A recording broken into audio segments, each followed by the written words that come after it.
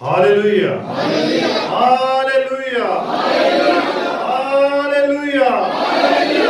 प्रभु यीशु मसीह आप सभी को बहुत सारी बरकत दे, बहुत सारा आशीष दे।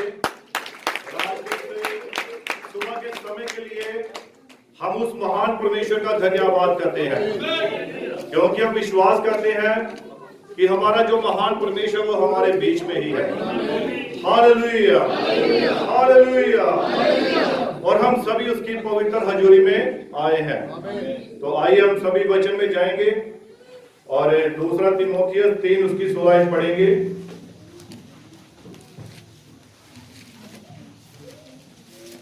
और इसमें संदेह नहीं कि भक्ति का भेद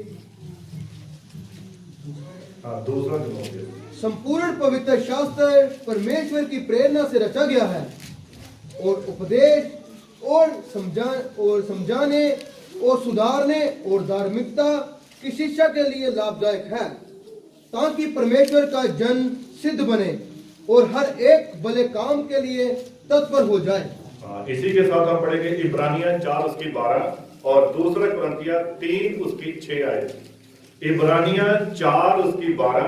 क्योंकि परमेश्वर का वचन जीवित और प्रबल और हर एक दो धारी तलवार से भी बहुत चोखा है और प्राण और आत्मा को और गांठ और गुदे को अलग करके आर पार छेदता है और मन की भावनाओं और विचारों को जांचता है। सृष्टि की कोई वस्तु दूसरा कुरिन्थियों 3 उसकी 6 आयत। जिसने हमें नई वाचा के सेवक होने के योग्य भी किया, शब्द के सेवक नहीं वरन आत्मा के, क्योंकि शब्द मारता है पर आत्मा जिलाता है। और भजन संहिता 141 उसकी 1 आयत से पढ़ेंगे 5 आयत तक। भजन संहिता 141 1 से 5 तक। हे यहोवा, मैंने तुझे पुकारा है, मेरे लिए फुर्ती कर। जब मैं तुझको पुकारूं तब मेरी ओर कान लगा। मेरी प्रार्थना तेरे सामने सुगंध धूप और मेरा हाथ फैलाना संध्या काल का अनबलि ठहरे। हे यहोवा, मेरे मुख पर पहरा बिठा, मेरे होठों के द्वार की रखवाली कर। मेरा मन किसी बुरी बात की ओर फिरने न दे। मैं अनर्थकारी पुरुषों के संग दुष्ट कामों में ना लगूं और मैं उनके स्वादिष्ट भोजन वस्तुओं में से कुछ न खाऊं। धर्मी मुझको मारे तो यह कृपा मानी जाएगी, वे मुझे ताड़ न दे तो ये मेरे सिर पर का तेल ठहरेगा। मेरा सिर इससे इनकार न करेगा। लोगों के बुरे काम करने पर भी मैं प्रार्थना में लवलीन रहूंगा। आमीन, आमीन, आमीन, आमीन, आमीन। आइए हम सभी अपने सिरों को झुकाएंगे, आंखों को बंद करेंगे और प्रार्थना में जाएंगे। स्वर्गीय पिता प्रभु यीशु मसीह, तेरा धन्यवाद करते हैं पिता। हम प्रभु तेरी इस पवित्र हजूरी में अपने दीनहीन हृदयों को लेकर आते हैं प्रभु, ताकि प्रभु तू तेरे वचन के द्वारा हमारी ताड़ना कर प्रभु, क्योंकि सिर्फ तेरा वचन है प्रभु जो तेरे लोगों का सुधार करता है प्रभु। जब कभी प्रभु तेरे लोग तेरे वचन से हटते हैं प्रभु, वो तेरे लिए सिर्फ एक ही मार्ग है, वो छुटकारे का मार्ग, वो तेरा वचन है मेरे पिता। तू दया कृपा कर, मदद कर, सहायता कर प्रभु यीशु मसीह। सारी महिमा मैं तुझे ही देता हूं पिता। इस प्रार्थना को प्रभु यीशु मसीह के नाम से मांगते हैं। आप सभी बैठ सकते हैं।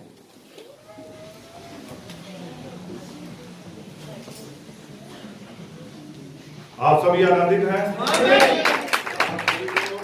बहुत सारी बरकत दे, बहुत सारी आशीष दे। और मैं विश्वास करता हूं कि जब कभी परमेश्वर अपने लोगों से बात करता है तो उसका एक ही तरीका, उसका वचन, और वो हमेशा अपने वचन से ही बात करता है। और खुदा का एक नियम है कि वो हमेशा एक पर्दे को इस्तेमाल करता है। फिर ये वो बात नहीं है कि वो आपके सामने कौन व्यक्ति है। खुदा ने जब भी बात करनी होती है वो एक जन को लेता है और उसके हृदय में, उसके मन में अपना वचन डालता है और उसके मुख के द्वारा हमारे साथ बात करता है। और जब हम कभी दुआ करते हैं हम कहते हैं कि प्रभु तू हमसे बात कर। तो जब प्रभु बात करता है तब हमें उस बात का, उस वचन का हमें विश्वास करना पड़ता है। Hallelujah, hallelujah. तो दूसरा तीमुथियुस 3 उसकी 16 में लिखा है कि संपूर्ण पवित्र शास्त्र जो है वह परमेश्वर की प्रेरणा के द्वारा लिखा हुआ है। इस बात का हम सभी विश्वास करते हैं कि बाइबल जो है, बाइबल का एक एक जो शब्द है ये परमेश्वर के आत्मा के प्रेरणा के द्वारा लिखा गया है। Hallelujah, hallelujah. इसीलिए ये हमारी ताड़ना के लिए है, हमारे सुधार के लिए है। Hallelujah, hallelujah. परमेश्वर का संपूर्ण वचन हमारी ताड़ना के लिए, हमारे सुधार के लिए है। और इसीलिए जब हम इसको ग्रहण करते हैं तभी हम आशीष पाते हैं, तभी हम बरकत पाते हैं। हालेलुया। और इब्रानियन 4:12 में हमने पढ़ा है कि ये जो परमेश्वर का वचन जो है वो हर एक दो धारी तलवार से भी चोखा है। ये क्या करता है? ये आत्मा को, प्राण को आर पार छेद देता है और गांठ गांठ को, गुदे गुदे को अलग अलग कर देता है। ये परमेश्वर का वचन है जो हमारे मन के विचारों को क्या कर देता है? जांच लेता है। Hallelujah, hallelujah. और यहाँ पर जो तीसरी आयत हमने पढ़ी है, 2 कुरिन्थियों 3:6 शब्द क्या करता है? शब्द जो है वो मारता है। आप जानते हैं बहुत बार क्या होता है, हमारे मुंह से ऐसे शब्द निकलते हैं, ऐसी बातें निकल जाती हैं जो दूसरे के जीवन में कोई तरक्की लेकर नहीं आती हैं। और जब वचन का जो शब्द होता है ये क्या करता है? वचन का शब्द जब ये लगता है, जब इसको बोला जाता है, जब इसे प्रचार किया जाता है तो वचन कहता है शब्द मारता है लेकिन आत्मा जिलाता है। Hallelujah, hallelujah. लेकिन जिंदा तो वही होगा जिसके पास आत्मा होगा। हालेलुया, जीवन का आत्मा होगा। हालेलुया। और इसीलिए आज जो मैं एक विषय लेना चाहता हूं, ये विषय भी काफी गंभीर है। और वचन कहता है कि निंदा, चुगली और झूठ करने वाले कभी भी स्वर्ग के राज में प्रवेश नहीं कर सकते। Hallelujah, hallelujah. निंदा करने वाले, झूठ बोलने वाले, चुगली करने वाले ये कभी भी स्वर्ग के राज्य में प्रवेश नहीं कर सकते हैं।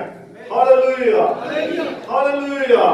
परमेश्वर को तो वो लोग चाहिए जो उसके वचन के अनुसार बोलते हैं, जो उसके वचन के अनुसार चलते हैं। इसीलिए तो बाइबल में संपूर्ण वचन जो क्या है, पवित्र शास्त्र क्या है, ये हमारे लिए ताड़ना करता है, ये हमारे सुधार के लिए है, हमें समझाने के लिए है। Hallelujah, hallelujah. और भजन संहिता 141 जब उसमें हमने पढ़ा है कि तेरे वचन के द्वारा क्या कर, तू मेरे होठों के द्वार की रखवाली कर, मेरे मुंह में से ऐसी कोई भी बात ना निकले जो तेरे वचन के खिलाफ है। हालेलुया। तभी तो दाऊद कहता है कि हे यहोवा मेरे मुख पर पहरा बिठा और मेरे होठों के द्वार की क्या कर, रखवाली कर। ये दाऊद एक महान राजा हुआ है, उसने कहा खुदा के आगे, वो दुआ कर रहा है, प्रार्थना कर रहा है कि हे यहोवा मेरे होठों के द्वार की क्या कर, रखवाली कर। और बाइबल कहते हैं कि मनुष्य जो है वो अपने मुंह की बातों के द्वारा ही धर्मी और अपने मुंह की बातों के द्वारा ही पापी ठहराया जाता है। Hallelujah, hallelujah.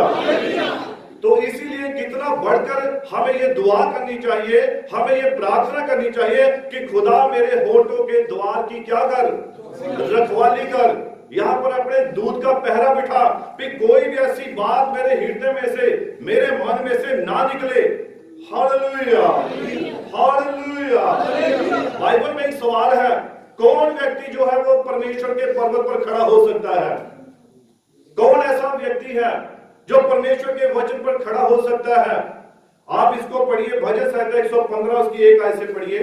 भजन संहिता 115 उसकी 1 आयत से। हे यहोवा हमारी नहीं वरन हे यहोवा हमारी नहीं वरन अपने ही नाम की महिमा, अपनी करुणा। 15 सिर्फ 15 पढ़ेंगे, भजन संहिता 15 जो 115 नहीं 15। यहोवा जो आकाश और पृथ्वी का करता है, हाँ जी, उसकी ओर से तुम आशीष पाओगे। हाँ थोड़ा ऊंचा पढ़िए सिस्टर जी। यहोवा जो आकाश और पृथ्वी का करता है, यहोवा जो आकाश और पृथ्वी का करता है, उसकी ओर से तुम आशीष पाओ। उसकी ओर से तुम क्या करो, आशीष पाओ। हाँ जी, स्वर्ग तो यहोवा का है, हाँ जी पढ़िए। पृथ्वी उसने मनुष्यों को दी है। हाँ जी, अगर सिस्टर को माइक दे देंगे तो अच्छी बात होगी। 15 पढ़ना हमने, भजन संहिता 15, भजन संहिता 15 उसकी 1 से। हे परमेश्वर, तेरे तंबू में कौन रहेगा? हे परमेश्वर, तेरे तंबू में कौन रहेगा? तेरे पवित्र पर्वत पर कौन बसने पाएगा? और तेरे पवित्र पर्वत पर कौन बसने पाएगा? ये एक सवाल है। ये बाइबल अपने लोगों से एक सवाल कर रही है कि हे परमेश्वर, तेरे तंबू में कौन रहेगा? परमेश्वर का तंबू कौन है? वो उसकी कलीसिया है, वो उसके लोग हैं। तेरे तंबू में कौन रहेगा और तेरे पवित्र पर्वत पर कौन बसने पाएगा? ये एक सवाल है। हाँ जी पढ़िए आगे। वह जो खराई से चलता, अब ये उत्तर है, वह जो खराई से चलता और धर्म के काम करता है, और धर्म के काम करता है, और हृदय से सच बोलता है, और हृदय से क्या करता है? सच बोलता है। हाँ जी। जो अपनी जीभ से निंदा नहीं करता, और जो अपनी जीभ से निंदा नहीं करता, और ना अपने मित्र की बुराई करता, और ना अपने मित्र की बुराई करता, और ना अपने पड़ोसी की निंदा सुनता है, और ना ही अपने पड़ोसी की निंदा सुनता है। हाँ जी। वह जिसकी दृष्टि में निकम्मा मनुष्य तुच्छ है, और वह जिसकी दृष्टि में निकम्मा मनुष्य तुच्छ है, और जो यहोवा के डरवैयों का आदर करता है, जो यहोवा के डरवैयों का, खुदा के दासों का, खुदा के सेवकों का आदर करता है, ऐसा ही मनुष्य है जो कहां पर टिकने पाएगा? वो यहोवा के पर्वत पर खड़ा होने पाएगा। Hallelujah, hallelujah. यही वो व्यक्ति है जो यहोवा के भवन में टिक नहीं पाएगा। लेकिन झूठ बोलने वाला, निंदा करने वाला, चुगली करने वाला, ऐसा कोई भी मनुष्य परमेश्वर के भवन में प्रवेश नहीं करने पाएगा। Hallelujah, hallelujah. आगे पढ़िए इसको। जो शपथ खाकर बदलता नहीं, जो शपथ खाकर बदलता नहीं, चाहे हानि उठानी पड़े, चाहे उसको हानि ही क्यों ना उठानी पड़े, जो अपनी बात का पक्का है, जो अपने वचन का सच्चा है, वही परमेश्वर के भवन में टिकने पाएगा, वही परमेश्वर के पर्वत पर खड़ा हो सकेगा। Hallelujah, hallelujah. हाँ जी आगे भी पढ़ लीजिए। जो अपना रुपया ब्याज पर नहीं देता, और जो अपना रुपया ब्याज पर नहीं देता। हाँ जी। और निर्दोष की हानि करने के लिए घूस नहीं लेता है, और निर्दोष की हानि करने के लिए घूस नहीं, रिश्वत नहीं लेता है। जो कोई ऐसी चाल चलता है हाँ वह जी। कभी ना डगमगाएगा। जो कोई ऐसी चाल चलता है वो कभी भी डगमगाएगा नहीं। Hallelujah, hallelujah. कौन व्यक्ति यहोवा के पर्वत पर खड़ा हो सकता है? कौन उसके भवन में प्रवेश कर नहीं पाएगा? जो वचन के अनुसार ही अपने जीवन को गुजारते हैं, जो इस वचन के अनुसार ही चलते हैं, वही व्यक्ति है जो यहोवा के भवन में प्रवेश करने पाएगा। लेकिन झूठों का, चुगली करने वालों का, निंदा करने वालों का भाग कहां पर है? वो स्वर्ग से बाहर है, वो कभी उसमें प्रवेश नहीं करने पाएंगे। Hallelujah, hallelujah. आप वचन में देखिए कि जो चुगली करने वाला व्यक्ति है उसकी बातें स्वादिष्ट भोजन वस्तु की तरह होती है। बाइबल कहती है वो सीधी मन में ही उतर जाती है। आप पढ़िए इसको, नीति वचन 26 उसकी 22 आयत पढ़िए।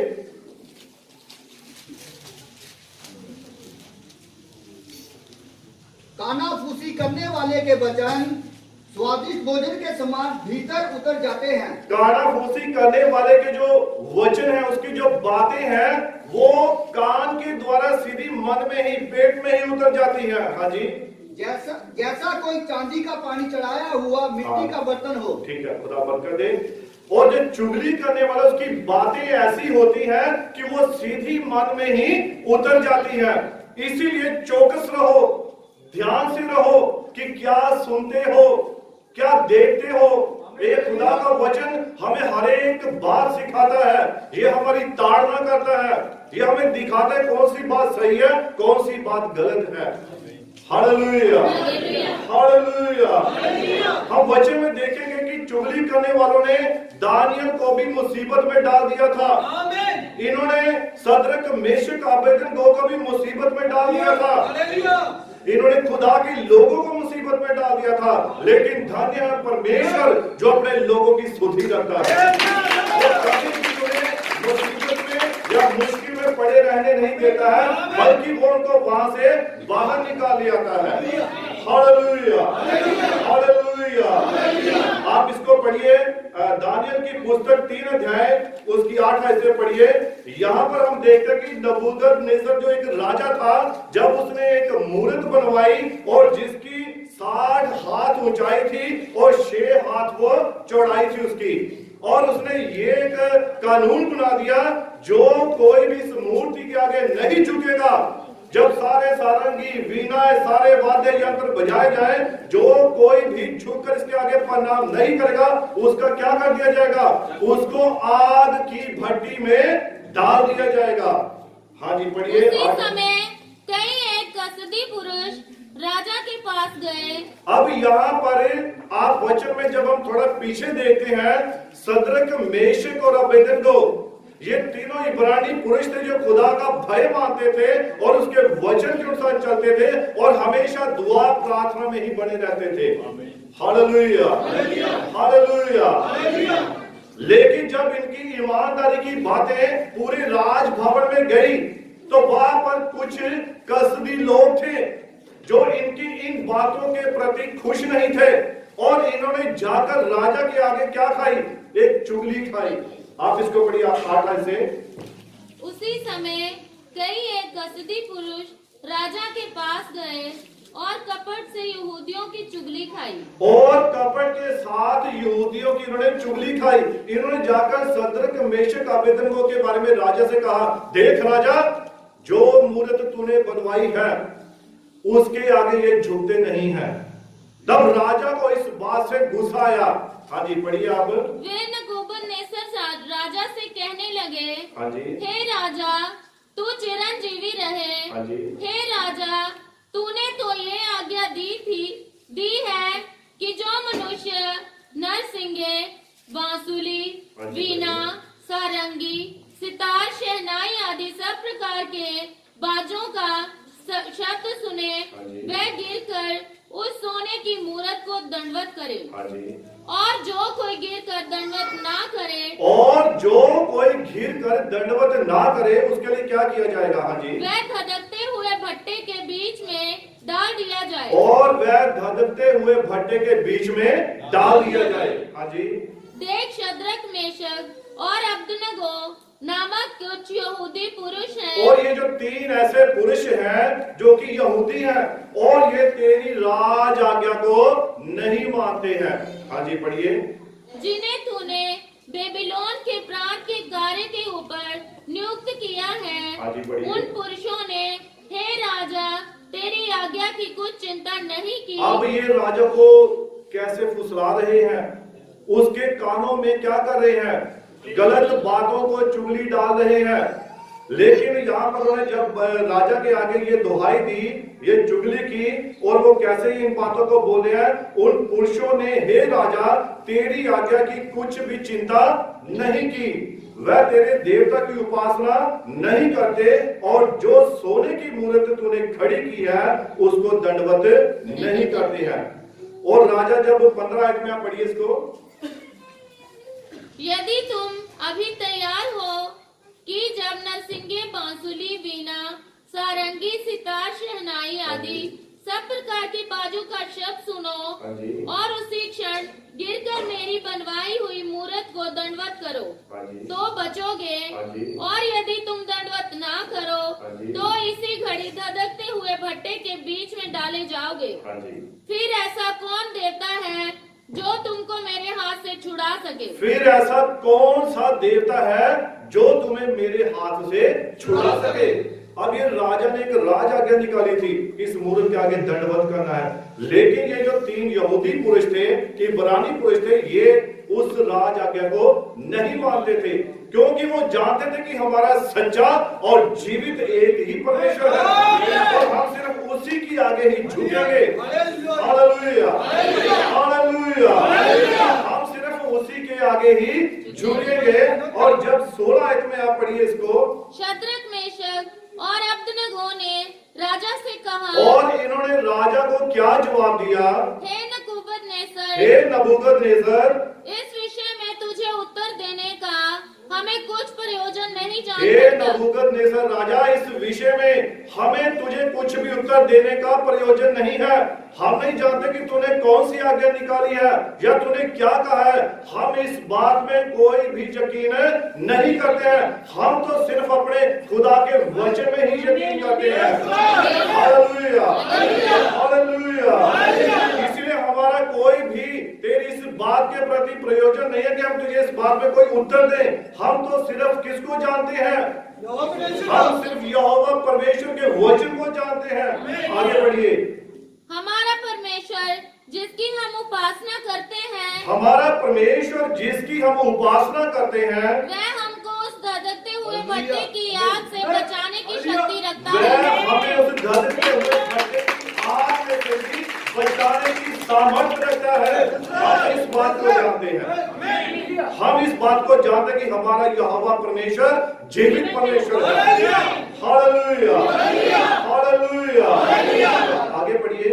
वरन हे राजा, वरन हे राजा, वह हमें तेरे हाथ से भी छुड़ा सकता है, वह हमें तेरे हाथ से भी छुड़ा सकता है। हाँ जी। परंतु यदि नहीं, तो हे राजा, अब यहाँ क्या करें कि अगर नहीं भी तू बचाएगा, नहीं भी हम बचेंगे, तब भी हम तेरी इस आज्ञा को नहीं मानेंगे। क्योंकि हम तो सिर्फ किसको देखते हैं?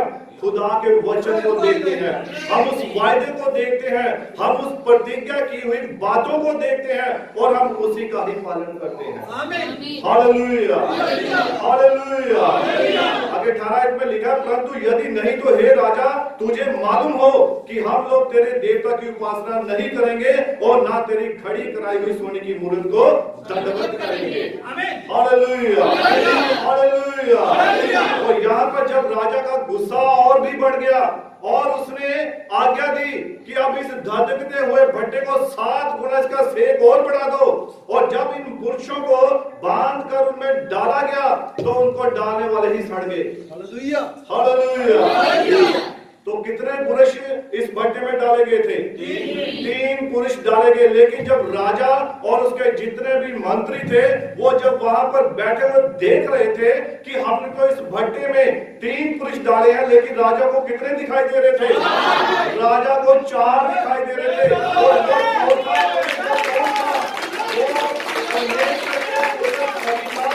और परमेश्वर ही था, उन चौथे के साथ आ गया था।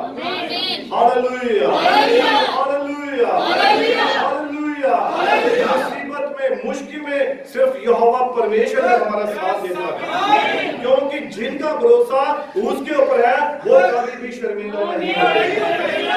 Hallelujah, hallelujah, hallelujah. और जब राजा ने देखा कि मैंने तो 3 पुरुष डलवाए लेकिन मुझे तो 4 दिखाई दे रहे हैं, और चौथा पुरुष कौन था? वो यीशु मसीह था। वो किनके साथ था? वो अपने लोगों के साथ था और उनको बचाने के लिए आग की भट्टी में पहले से ही मौजूद था। उसे वहां आना नहीं पड़ा था, लेकिन वो पहले से ही वहां मौजूद था। तभी तो उनके ऊपर आग का कोई भी असर नहीं हुआ था। Hallelujah, hallelujah, hallelujah. और जब राजा ने देखा कि इनका तो कुछ भी नहीं हुआ, तब राजा को उनकी बात के आगे झुकना पड़ा। हालेलुया। राजा ने पता क्या कहा? अरे मैंने तो ये ऐसा परमेश्वर पहली बार देखा जो इस तरीके से बचाता है। Hallelujah, hallelujah. यहोवा के काम ही अनोखे हैं। हम मनुष्य उसके कामों को समझ नहीं सकते हैं। ये उसका अपना तरीका है। Hallelujah, hallelujah. लेकिन वचन कहता है कि धन्य है तुम्हारी आंखें जो देखती हैं, धन्य है तुम्हारे कान जो सुनते हैं, और धन्य हो तुम जो इस बातों के साझी हो रहे हो। Hallelujah, hallelujah. और वचन में हम जब देखते हैं कि जब दानियल के बारे में भी यही बात हुई, तो दानियल 6 उसकी पहली आयत आप पढ़िए। दारा को ये अच्छा लगा, हाँ जी, कि अपने राज्य के ऊपर 120 20 ऐसे अधिपति ठहराए हाँ जी, जो पूरे राज्य में अधिकार रखे, हाँ जी, और उनके ऊपर उसने 3 अध्यक्ष, जिनमें से दानियल एक था। अब दारा राजा को ये अच्छा लगा कि वो अपने राज्य के ऊपर कुछ अधिकारियों को नियुक्त करे, और उसने 3 ऐसे अध्यक्ष चुने जिनमें दानियल भी एक था। वो दानियल के जीवन के बारे में आप जानते हैं।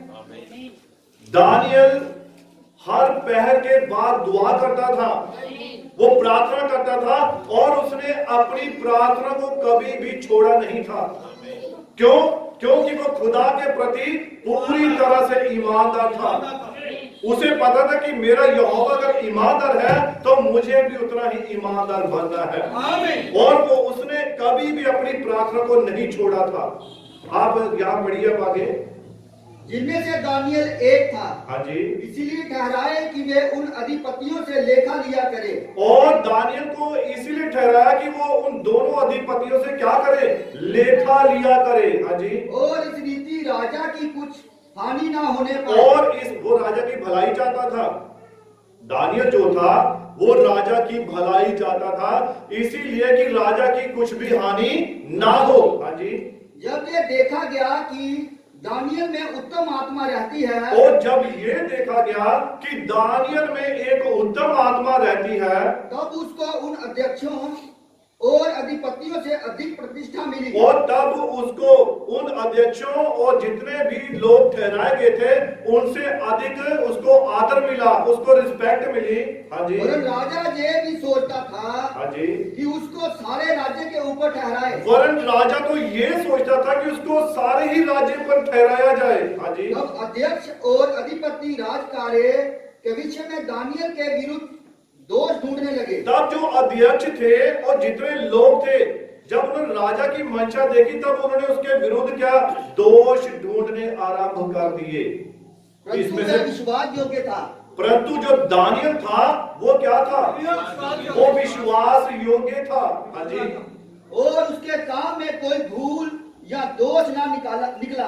लेकिन उसके काम में कोई भी भूल दोष कुछ भी नहीं था। हाँ जी, और वे ऐसा कोई अपराध या दोष ना पा सके, और वह उसमें ऐसा कोई भी दोष या अपराध ना पा सके। तब वे लोग कहने लगे, जब उन्होंने देखा कि दानियल में कोई भी दोष नहीं हम ढूंढ सके हैं, इसमें कोई भी ऐसी बात नहीं पा सके हैं, तब उन्होंने एक योजना बनाई।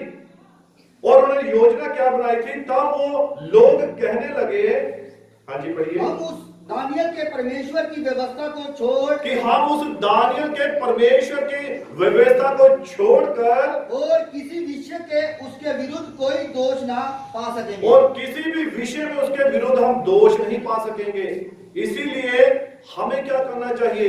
उन्होंने राजा को एक सलाह दी और राजा के आगे एक युक्ति रखी कि दानियल को किस प्रकार से फंसाया जाए। आगे बढ़िए। तब वे अध्यक्ष और अधिपति राजा के पास उतावली से आए, और वो अध्यक्ष और वो बाकी लोग थे, वो उतावली के साथ राजा के पास गए, दौड़ कर गए कि हम राजा को अपनी बातों में फुसला लें।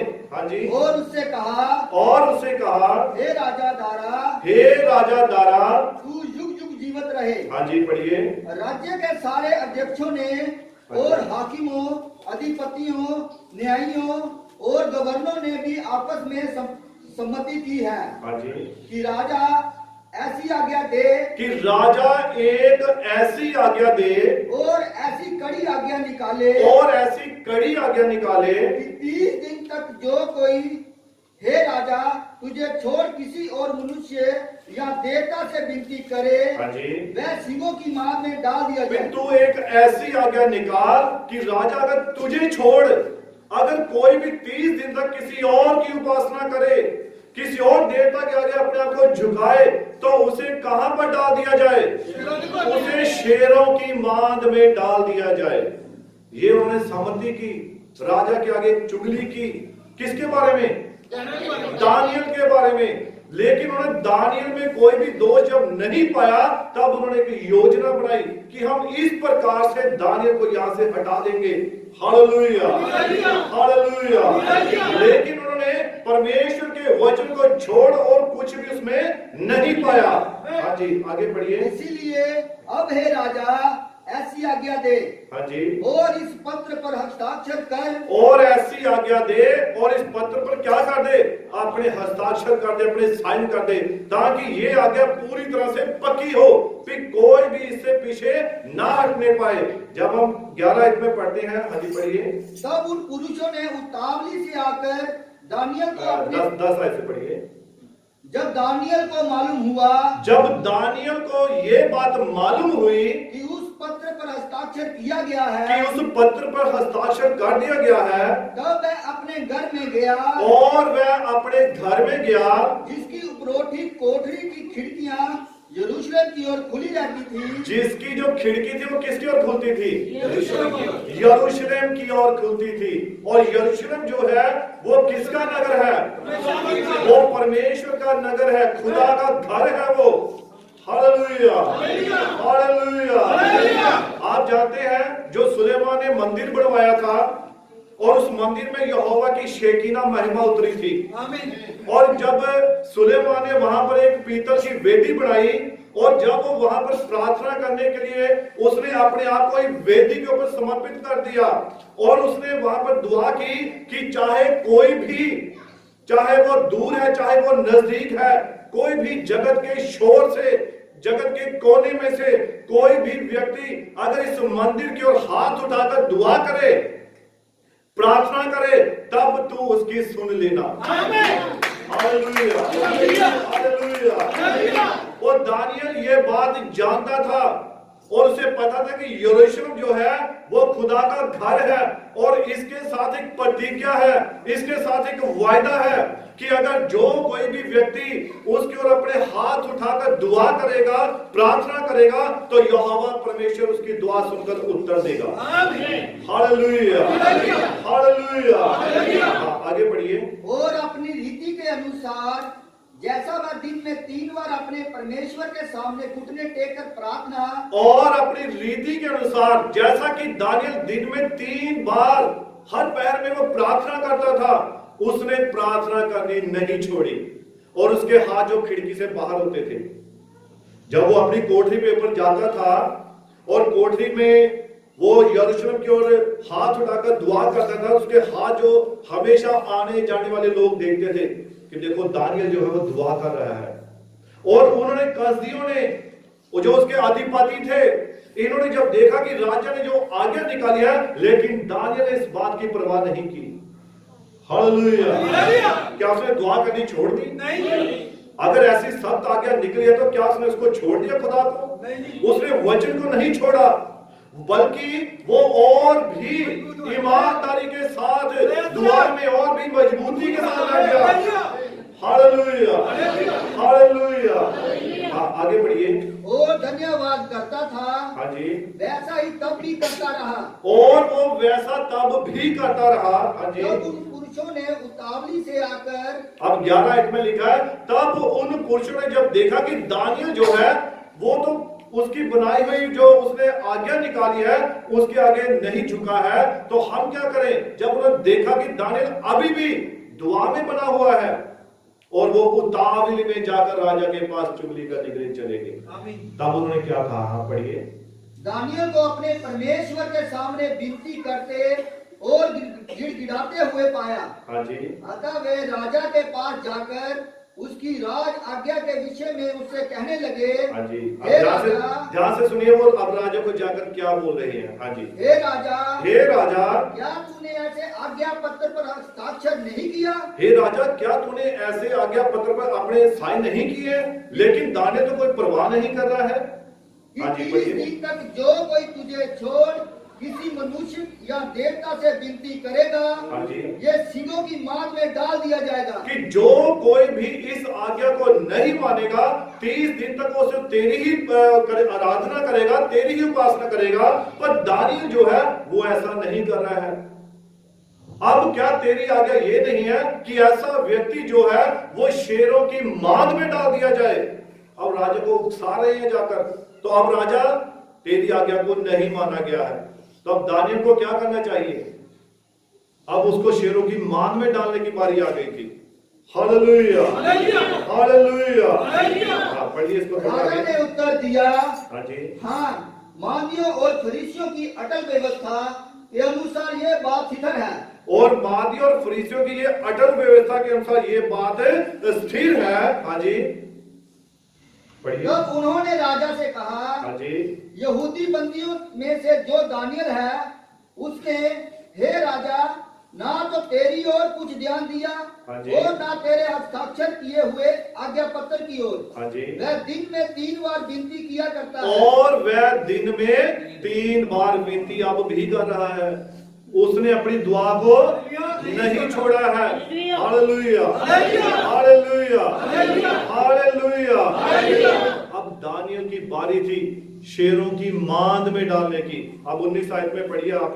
जब दानियल को शेरों की मांद में डाल दिया गया और राजा ने अब सोचा शायद दानियल मुश्किल ही बचेगा, क्योंकि वो ऐसे शेर होते थे जब किसी को उसमें डालना होता था उनको 10-10, 15-15 दिन तक भूखे रखना पड़ता था, ताकि जैसे ही कोई व्यक्ति सजा पाया हुआ व्यक्ति उनमें डाला जाए तो शेर क्या करे, उसको उसी वक्त पकड़ के फाड़ डालें।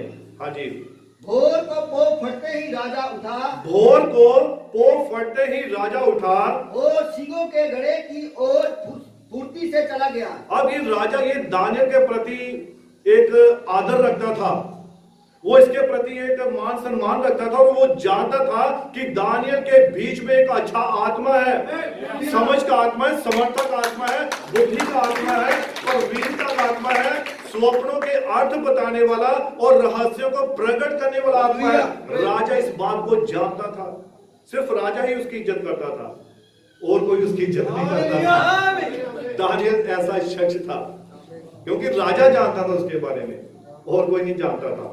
और वो जानता था, इसलिए राजा को जब इस आज्ञा के अनुसार दानियल को गड्ढे में डालने के उसको डालना पड़ा तो राजा उदास हो गया था।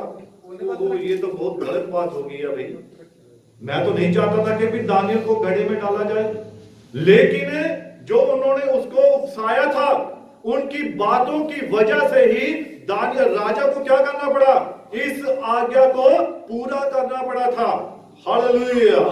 और दानियल को शेरों की मान में डाल दिया और वो फटते ही भोर के समय ही राजा दौड़ कर गया कि रात का दानियल को शेरों की मान में डाला, देखता हूं क्या उसके परमेश्वर ने उसे बचाया है या नहीं बचाया है। अब वो इसको चेक करने के लिए गया है। हाँ जी, पढ़िए। जब राजा घड़े के निकट आया, हाँ जी, तब छोर परी वाणी से चिल्लाने लगा। और जब वो उस गड्ढे के पास गया और बड़े ही उदासी के साथ उसने आवाज दी, किसको, दानियल को। बड़ा ही उदास था, पता नहीं आवाज आएगी या नहीं आएगी। रात भर तो शेरों ने उसको खा लिया होगा, उसका तो कुछ भी नहीं बचा होगा। तो जब उदासी के साथ, शोक भरी वाणी के साथ उसने उस गढ़ में आवाज दी कि दानियल, हे दानियल, क्या तेरा परमेश्वर तुझे बचा सका जिसकी तू उपासना करता था। और दानियल से कहा, हाँ जी, हे दानियल, हे दानियल, हे जीवते परमेश्वर के दास, हे जीवते परमेश्वर के दास, तेरा परमेश्वर जिसकी तू नित्य उपासना करता है, क्या जिसकी तू नित्य उपासना करता है, तुझे सिंहों से बचा सका है। क्या तुझे सिंहों से बचा सका है। उसने सवाल क्या पूछा, शोक भरी वाणी थी उसकी आवाज में दर्द था। और उसने पूछा, हे दानियल, क्या तेरा यहोवा परमेश्वर जिसकी तू 3 बार स्तुति करता था और देख तूने मेरी आज्ञा को भी नहीं माना, तो क्या वो परमेश्वर, तेरा परमेश्वर तुझे बचा सका है। तब क्या हुआ आगे देखिए, सुनिए ध्यान से। तब दानियल ने राजा से कहा, तब दानियल की आवाज आई, हाँ जी, हे राजा, हाँ जी, तू युग युग जीवित रहे। हे राजा, तू युग युग जीवित रहे। हाँ जी, तेरे परमेश्वर ने अपना दूध बेचकर सिंहों के मुंह को दूध देकर सिंहों के मुंह को ऐसा बंद किया है कि वो मुझ पर प्रबल नहीं हुए हैं। Hallelujah, hallelujah, hallelujah. आगे पढ़िए। कि उन्होंने मेरी कुछ भी हानि नहीं की। कि उन्होंने मेरी कुछ भी हानि नहीं की है। हाँ जी, इसका कारण यह है और दानियल देखो कारण बता रहा है, इसका कारण ये है कि मैं उसके सामने निर्दोष पाया गया कि मैं उसके सामने निर्दोष पाया गया। और हे राजा और हे राजा, तेरे सम्मुख भी मैंने कोई भूल नहीं की। और तेरे सन्मुख भी मैंने कोई भूल नहीं की। हाँ जी। तब राजा ने बहुत आनंदित होकर तब राजा ने बहुत ही आनंदित होकर दानियल को गड्ढे में से निकालने की आज्ञा दी। और उसको गड्ढे में से निकालने की आज्ञा दी। हाँ जी। अतः दानियल गड्ढे में से निकाला गया और जो दानियल था वो उस गड्ढे में से बाहर निकाला गया और उस पर हानि का कोई चिन्ह ना पाया और गया। उसके ऊपर हानि का कोई भी निशान नहीं पाएगा। बिल्कुल वो एकदम निर्दोष था, बिल्कुल सही था। Hallelujah, hallelujah, hallelujah. आगे बढ़िए। क्योंकि वह अपने परमेश्वर पर विश्वास रखता था। क्योंकि दानियल अपने परमेश्वर पर विश्वास रखता था। हाँ जी। तब राजा ने आज्ञा दी तब राजा ने आज्ञा दी। अब ध्यान से सुनिए क्या हुआ। कि जिन पुरुषों ने दानियल की चुगली खाई थी तब जिन पुरुषों ने दानियल की चुगली खाई थी वे अपने अपने बाल बच्चों हाँ जी। और स्त्रियों समेत लाकर सिंहों के गड्ढे में डाल दिए। और उनको लाकर राजा ने क्या कह दी कि इनको कहां डाल दो?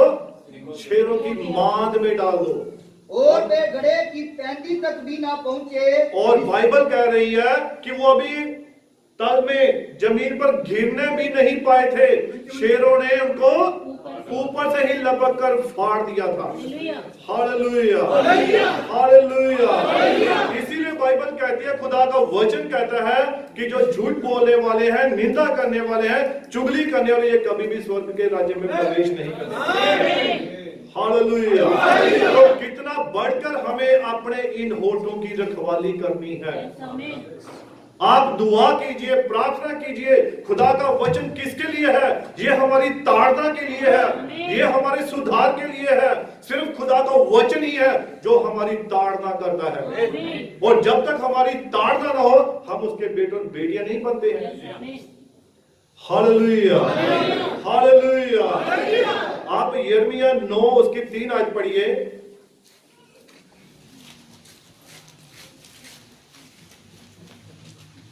अपनी अपनी जीव को वे धनुष के समान झूठ बोलने के लिए तैयार करते हैं। अब दानियल के प्रति जैसा सदरक, मेशक, अबेदनगो के प्रति उन्होंने क्या किया? उन्होंने अपनी अपनी जीभ को उस धनुष के समान बनाया जो झूठ बोलने के लिए तैयार रहते हैं। हाँ जी पढ़िए। और देश में बलवंत तो हो गए, और देश में बलवंत तो हो गए, परंतु सच्चाई के लिए नहीं। परंतु सच्चाई के लिए नहीं। बलवंत तो हुए, ताकतवर तो हुए, लेकिन सच्चाई के लिए नहीं हुए। हाँ जी पढ़िए। वे बुराई पर बुराई बढ़ाते जाते हैं, और वे बुराई पर बुराई बढ़ाते जाते हैं, और वे मुझको जानते ही नहीं। और वे मुझको जानते ही नहीं। यहोवा का वचन ये है, वाणी है। ये यहोवा का वचन है। Hallelujah, hallelujah. हमारे समय के नबी ने कहा कि यहोवा यूं फरमाता है, ये वही वचन है। हालेलुया। आप इसको पढ़िए, दूसरा कुरिन्थियां 12 उसकी 17। दूसरा कुरिन्थियां 12 उसकी 17। भला जिन्हें मैंने तुम्हारे पास भेजा, क्या उनमें से किसी के द्वारा मैंने छल करके तुमसे कुछ ले लिया? हाँ, यहाँ पर संत पौलुस जो है वो कलीसिया के लोगों से कह रहा है कि भला जिनको मैंने तुम्हारे पास भेजा। हाँ जी पढ़िए बेटा। क्या उनमें से किसी के द्वारा मैंने छल करके तुमसे कुछ ले लिया? क्या उनके द्वारा मैंने तुमसे छल करके या कपट करके तुमसे कुछ ले लिया? ये पौलुस कह रहा है कि जिनको मैंने तुम्हारे पास भेजा, क्या मैंने उनके द्वारा तुमसे कुछ छीन लिया या मैंने आपसे कुछ ले लिया? ये संत पौलुस कह रहा है। हाँ जी पढ़िए। मैंने तीतुस को समझाकर उसके साथ उस भाई को भेजा। मैंने तीतुस को समझाकर उसके साथ भाई को भेजा। तो क्या तीतुस ने छल करके तुमसे कुछ ले लिया? तो क्या तीतुस ने छल करके तुमसे कुछ ले लिया? हाँ क्या जी। क्या हम एक ही आत्मा के चलाए ना चले? अब ध्यान से सुनिए, क्या हम एक ही आत्मा के चलाए ना चले? क्या हमने एक ही वचन ग्रहण नहीं किया? क्या हम एक ही वचन पर विश्वास नहीं करते? क्या हम सभी उस महान परमेश्वर के बेटे और बेटियां नहीं हैं? Hallelujah, hallelujah. जब हम सभी एक मन होकर खुदा की हजूरी में आते तभी पवित्र आत्मा उतरता है। Hallelujah, hallelujah. हाँ, पढ़िए बेटा आगे।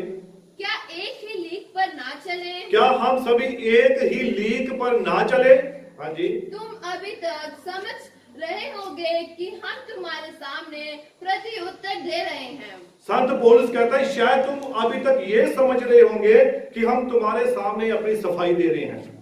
ये संत पौलुस कह रहा है कि हम सफाई नहीं दे रहे हैं। बोलता क्या हमने एक ही आत्मा के द्वारा वचन ग्रहण नहीं किया? क्या हम हमारा एक ही विश्वास नहीं है? क्या हम एक ही परमेश्वर की उपासना नहीं करते हैं?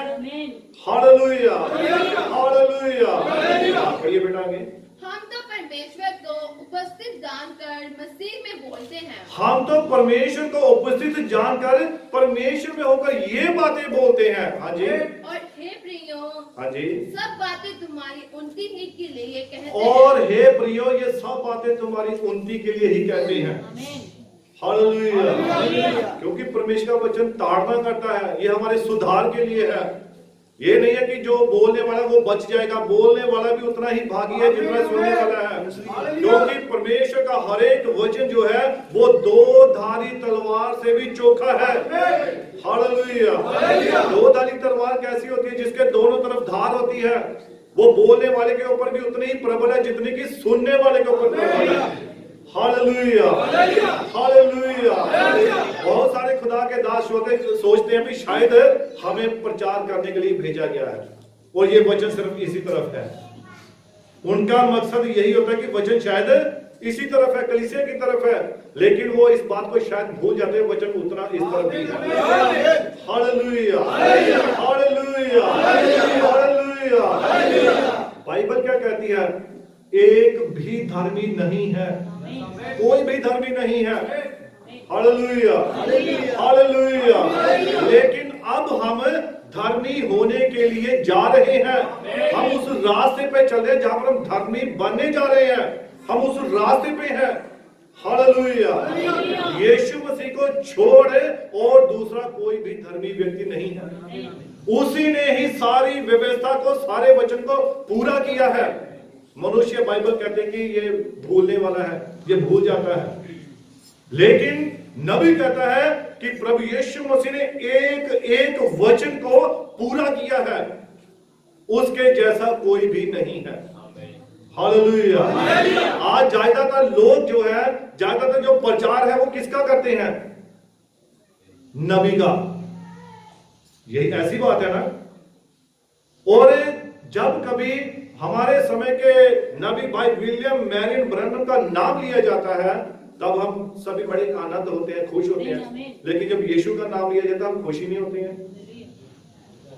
होते हैं हम खुश कभी? ये बहुत सारी कलीसियाओं में देखा है। जब आप बोलेंगे हमारे समय के नबी विलियम मैरियन ब्रैनम ने ये बात कही है तब सभी खुश होते हैं। लेकिन आप कहेंगे यीशु ने ये बात कही है तो इतना आनंद नहीं आएगा। ये संपूर्ण बाइबल, संपूर्ण पवित्र शास्त्र यीशु मसीह के ऊपर ही आधारित है। Hallelujah, hallelujah, hallelujah. हर एक बात, हर एक वचन सिर्फ यीशु मसीह ने ही पूरा किया है। ये यहूदा का जो बब्बर शेर है वो कौन है? वो यीशु मसीह है। ये पोथी किसने खोली है? यीशु मसीह ने खोली है।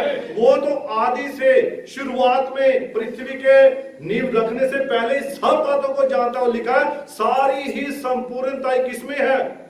वो यीशु मसीह में। परमेश्वर के सारे काम यीशु में पूरे होते हैं। हालेलुया। मरीज जो है वो किसके नाम से चंगा होते हैं? रोगी यीशु के नाम से। दुष्ट आत्मा किसके नाम से निकलती हैं? और वचन में लिखा है कि स्वर्ग के नीचे मनुष्यों के बीच में कोई दूसरा नाम दिया ही नहीं गया है जिसके की द्वारा हम उद्धार पा सकते हैं, जिसके द्वारा मुक्ति पा सकते हैं। वो एक ही नाम है और वो नाम यीशु मसीह है। Hallelujah, hallelujah. तो आनंद किसमें है? यीशु नाम में है। हाँ, ये हमारे लिए एक बड़ी आनंद की बात है कि हमारे युग का नबी हमारे भाई विलियम ब्रैनम है। वो हमारे लिए उस वचन को लेकर आया। उसने हमें उस संदेश, उन सच्चाइयों को हमारे ऊपर प्रकट किया जिनको हम नहीं जानते थे। हालेलुया। आप जानते हैं कि जो साउथ अफ्रीका में है या ये युगांडा वगैरह जो ऐसे देश हैं, वहां पर उन्होंने नबी की मूर्ति लगाकर, फोटो लगाकर उसको पूजना शुरू कर दिया हुआ है। वहां पर ऐसा हो रहा है। आप फेसबुक पर देखिए, वहां के आप एंड टाइम मैसेज के चर्चेस को खोलिए, वहां पर लिखा हुआ है, फोटो में देखेंगे आप, वो उसके आगे झुक रहे हैं और बपतिस्मा तक भी उसके नाम से ले रहे हैं। तो जबकि बाइबल साफ तौर से प्रेरितों के काम 2:38 में क्या कहती है कि जो बपतिस्मा वो किसके नाम में है? यीशु मसीह के नाम में है। यीशु मसीह के नाम में ही पापों की क्षमा है। अगर अभी तक इस सभा में हमारे भाई बहनों ने अगर बपतिस्मा प्रभु यीशु मसीह के नाम में नहीं लिया है तो उनके पास समय है, वो अपने पापों को क्षमा करवा सकते हैं यीशु मसीह के नाम में। हर घुटना किसके आगे झुकेगा? यीशु मसीह के आगे झुकेगा। हर एक जुबान किसका अंगीकार करेगी? वो यीशु मसीह के नाम का ही अंगीकार करेगी। तो जब सब कुछ, हर एक बात, हर एक कार्य यीशु के नाम में है, तो फिर हम क्यों नहीं इसमें आराम करें? Hallelujah, hallelujah, hallelujah. इसको आगे पढ़ लीजिए। क्योंकि मुझे डर है कहीं ऐसा ना हो कि मैं आपका जैसा चाहता हूँ वैसा तुम्हें ना पाऊं। और संत पौलुस कह रहा है कि मुझे डर है कि कहीं ऐसा ना हो कि जैसा मैं तुम्हें चाहता हूँ वैसा ना पाऊं। हालेलुया। क्या हमने एक ही आत्मा से हमने नहीं पाया? क्या हमने एक ही वचन ग्रहण नहीं किया? जब सब कुछ हमने एक किया तो फिर क्यों, फिर ऐसा क्यों है? Hallelujah, hallelujah. पहला पत्रस 2:1 से पढ़िए आप, जल्दी जल्दी हम निकालेंगे। उसके बाद प्रकाशित वाक्य 22:14 और प्रकाशित वाक्य 21 से 5 ऐसे पढ़ेंगे हम। पहला पत्रस 2। इसलिए सब प्रकार का भेदभाव और छल और कपट और डाह और निंदा को दूर करके नए जन्मे हुए बच्चे के समान। हाँ, धीरे धीरे पढ़ेंगे भाई, दोबारा हम ध्यान से सुनिए, अभी बस मैं खत्म करने जा रहा हूँ। हाँ जी। इसीलिए सब प्रकार का भेदभाव, इसीलिए सब प्रकार का वैरभाव और छल, हाँ जी, और कपट, छल कपट और डाह और निंदा को दूर करके नए जन्मे हुए बच्चे के समान, हाँ जी, निर्मल आत्मिक दूध की लालसा करो। नए जन्मे हुए बच्चे के समान आत्मिक दूध की लालसा किया करो, और वो खुदा का वचन है। अब हमें संत पौलुस कहता है कि समय के लिहाज से तो तुम्हें गुरु हो जाना चाहिए था, लेकिन अब फिर से हमें दूध की जरूरत पड़ रही है। Hallelujah, hallelujah. लेकिन इसलिए हमें क्या है, सब प्रकार का वैर भाव, निंदा, डाह, क्रोध, चुगली, निंदा, हर एक को छोड़कर आत्मिक बच्चों के समान आत्मिक दूध की लालसा किया करो, जो कि खुदा का वचन है। Hallelujah, hallelujah. हाँ जी, पढ़िए। ताकि उसके द्वारा उद्धार पाने के लिए बढ़ते जाओ। ताकि उसके द्वारा उद्धार पाने के लिए बढ़ते जाओ। हाँ जी। क्योंकि तुमने प्रभु की कृपा का स्वाद चख लिया है। क्योंकि तुमने प्रभु की कृपा का स्वाद चख लिया है। हाँ जी। उसके पास आकर, जिसे मनुष्यों ने तो निकम्मा ठहराया, हाँ जी, परंतु परमेश्वर के निकट चुना हुआ और बहुमूल्य जीवित पत्थर है। हाँ जी। और वो क्या है? एक बहुमूल्य पत्थर है। और आगे वचन में लिखा है, तुम भी ये आत्मिक पत्थर बनते जाओ। Hallelujah, hallelujah. अगर हम आत्मिक पत्थर बनेंगे तो तभी हम इस बिल्डिंग में, ये वाली जो बिल्डिंग है, इसमें हम लगते जाएंगे, फिट होते जाएंगे। Hallelujah, hallelujah. प्रकाशित वाक्य 22:14 पढ़ेंगे। धन्य वे हैं जो अपने वस्त्र धो लेते अब यहाँ पर ये एक आशीष भी है और यहाँ पर एक शराब भी है। पहला क्या है कि धन्य है वे जो अपने वस्त्र धो लेते हैं। हाँ जी। क्योंकि उन्हें जीवन के वृक्ष के पास आने का अधिकार मिलेगा। क्योंकि उन्हें जीवन के वृक्ष के पास आने का अधिकार मिलेगा। और वे फाटकों से होकर नगर में प्रवेश करेंगे। और वह फाटकों में होकर, फाटकों में यानी सीधे रास्ते से अंदर प्रवेश करेंगे। कहां पर? स्वर्ग में, यीशु मसीह के पास। हाँ जी, आगे पढ़िए। पर कुत्ते और टोने और व्यभिचारी और हत्यारे और मूर्ति पूजक और हर एक झूठ का जाने वाला और डरने वाला बाहर रहेगा। और ऐसे लोग सब क्या होंगे, ये बाहर ही रहेंगे, लेकिन धन्य है वे जो अपने वस्त्र धो लेते हैं। Hallelujah, hallelujah. प्रकाशित वाक्य 21 उसकी 5 से पढ़िए। जो सिंहासन पर बैठा था, जो सिंहासन पर बैठा था, उसने कहा, देख मैं सब कुछ नया कर देता हूँ। देख मैं सब कुछ नया कर देता हूँ। फिर उसने कहा, लिख ले, हाँ जी, क्योंकि ये वचन विश्वास के योग्य, क्योंकि ये वचन विश्वास के योग्य है, हाँ जी, और सत्य है, और सत्य है। ये सारा ही वचन विश्वास के योग्य और सत्य है। हाँ जी, पढ़िए। फिर उसने मुझसे कहा, और उसने मुझसे कहा, ये बातें पूरी हो गई हैं। हाँ जी, मैं अल्फा हाँ जी, और ओमेगा, हाँ जी, आदि और अंत हूँ। हाँ जी, मैं प्यासे को जीवन के जल के सोते में से सेंत में पिलाऊंगा। मैं प्यासे को जीवन जल के सोते में से सेंत मेंत पिलाऊंगा। हाँ जी, जो जय पाए वही इन वस्तुओं का वारिस होगा। और जो जय पाए वही इन वस्तुओं का अधिकारी होगा, वारिस होगा वो। Hallelujah, hallelujah. तो पतरस की किताब में हम पढ़ते हैं कि जिस प्रकार से पति और पत्नी दोनों ही जीवन की बख्शीश के साझे अधिकारी हैं, वैसे ही कलीसिया और मसीह क्या है, वो साझे अधिकारी हैं। जितनी बरकत यीशु के पास है उतनी दुल्हन के पास है। Hallelujah, hallelujah. इसीलिए खुदा ने हमें अपने वचन में एक मन होकर बुलाया है। तो अपने सारे वैर भाव निंदा को छोड़कर हमें आत्मिक वचन में और खालिस दूध को ग्रहण करके खुदा के पास आना चाहिए। Hallelujah, hallelujah. मैं एक नबी की छोटी सी बात पढ़ना चाहता हूं।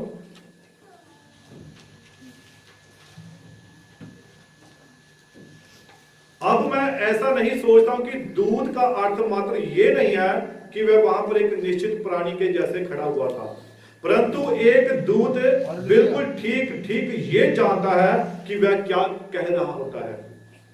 ठीक है, परंतु ठीक ऐसे ही एक दूत करता है। कलीसिया काल के सुसमाचार को दूत को वापस लौट कर ये नहीं देखना होता कि सेमिनरी क्या सोचती है, कि कलीसिया क्या सोचती है, उसने क्या प्रचार किया है या उसने क्या बोला है।